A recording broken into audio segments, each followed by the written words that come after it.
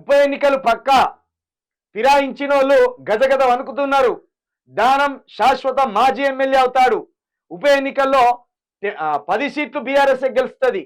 Kadiyam deposit తెచ్చుకోవాలి. కేసీఆర్ విడిగా ఒక్క ఎమ్మెల్యేను చేర్చుకోలే. బీఆర్ఎస్ ఎల్పీలో సిఎల్పి విలీనమైంది. కౌశిక్ రెడ్డి మా పార్టీ అయితే అరికపూడి బీఆర్ఎస్ భవన్ కు రా. శ్రీధర్ బాబు గౌరవాన్ని కాపాడుకోవాలి. హైకోర్టు తీర్పునే అగౌరవపరుస్తున్నాడు. పెండింగ్ లో 7 ఎమ్మెల్యేల పిటిషన్ కేపీ వివేకానందరెడ్డి. నిన్న వివేకానందరెడ్డిను ఈ పాడి కౌశిక్ రెడ్డి ఇద్దరు తెలంగాణ భవన్ లో ప్రెస్ మీట్ పెట్టిండ్రు. కౌశిక్ రెడ్డి ఏమంటానంటే కేసీఆర్ మీలాగా కాంగ్రెస్ ఎమ్మెల్యేలను కండువ కప్పి ఒక్కరిని కూడా చేర్చుకోలే. ఒకవేళ అట్లా కండువ కప్పి చేర్చుకున్న ఫోటోలు ఉంటే మాకు చూపించు.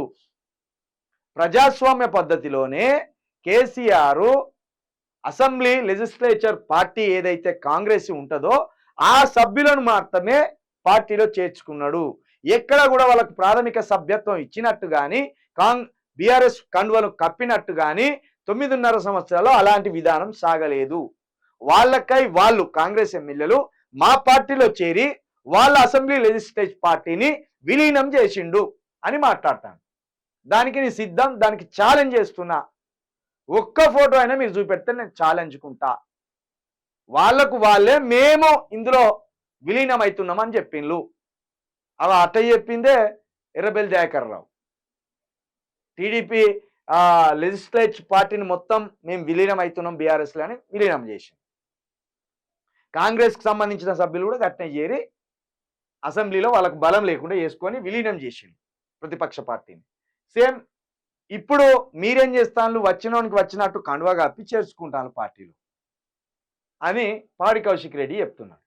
ఇక వచ్చే ఉప ఎన్నికల్లో 10కి 10 సీట్లు కూడా బీఆర్ఎస్ఏ గెలుస్తుందనే ధీమాను కూడా ఇక్కడ పాడి కౌశిక్ రెడ్డి వ్యక్తం చేస్తున్నాడు. ఇక దానం అయితే శాశ్వత మాజీ ఎమ్మెల్యే అయిపోతాడట. ఆయన పొలిటికల్ కెరీరే మొత్తం ఆగమైపోయింది అంటాడు. ఇక నువ్వు గెలవడం అనేది కళ, ఇక నువ్వు శాశ్వత మాజీగానే కాలం చేస్తావనే మాట అంటాడు. ఇక కడియం శ్రీహరి నువ్వు డిపాజిట్ చేసుకుంటే కూడా మహాభాగ్యమేనట. నిజమే, గన్పూర్లా నీకు డిపాజిట్ కూడా రాకుండా చేసే బాధ్యత నాది. ఎందుకంటే గన్పూర్లా ఏం జరగబోతుందో నువ్వే స్వయంగా చూస్తావు. ఇక కడియం శ్రీహరి నువ్వు చేసిన పాపం అక్కడ స్టేషన్ గన్పూర్లో ఆ పాపాన్ని ఖచ్చితంగా కడుగుతాం. అక్కడ ఎవరైతే అత్యధికంగా పీడించబడుతున్న కులం ఉన్నదో ఆ కులంతోటే ఎస్సీ బీసీ ఎస్టీలను పోగేస్తాం. రాజకీయంగా నీ సమాధి ఖచ్చితంగా కడతాం. అక్కడ నీ బిడ్డ కూడా వర్ధనపేట నుండి పారిపోవాల్సిందే. ఖచ్చితంగా మీకు నీ బిడ్డకు నీకు ఇద్దరికి రాజకీయ సమాధి కట్టే బాధ్యతను చిలక ప్రవీణే ఎత్తుకుంటాడు. ఎందుకంటే ఈ ఆలోచన గత 30 సంవత్సరాల స్టేషన్ గన్పూర్లో ఉన్న మా ప్రజలకు వస్తలేదు. నీ కబంధ హస్తాలలో వాళ్ళని బంధించినవు ఎంగిలి మెతుకులేసి. ఖచ్చితంగా నీ కబంధ హస్తాల నుండి, నీ ధృతరాష్ట్ర కౌగిలి నుండి మా స్టేషన్ గన్పూర్ ప్రజలను విడుదల చేస్తాం.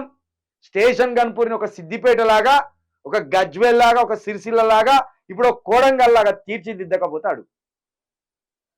ఇక వర్ధనపేట నుండి నీ కూతురు ఇప్పుడే చదువుకోవాలి, ఖచ్చితంగా చదువుకోవాల్సిందే. ఆ 2 సీట్లు కూడా మాయే. ఇక శ్రీధర్ బాబు ఏమంటాడు, కోర్టు తీర్పు ఇవ్వచ్చు కానీ మేము 7 నెలలకో సంవత్సరానికో 2 సంవత్సరాలకో వెయిట్ చేస్తాం అంటాడు. శ్రీధర్ బాబు గారు మీరు కొంత క్లాస్ లీడర్గా కనబడతారు. మీ వాక్చాతుర్యం కావచ్చు, మీరు ప్రవర్తించే విధానం కావచ్చు, కొంత ఉందాగా ఉంటుంది, గౌరవంగా ఉంటుంది.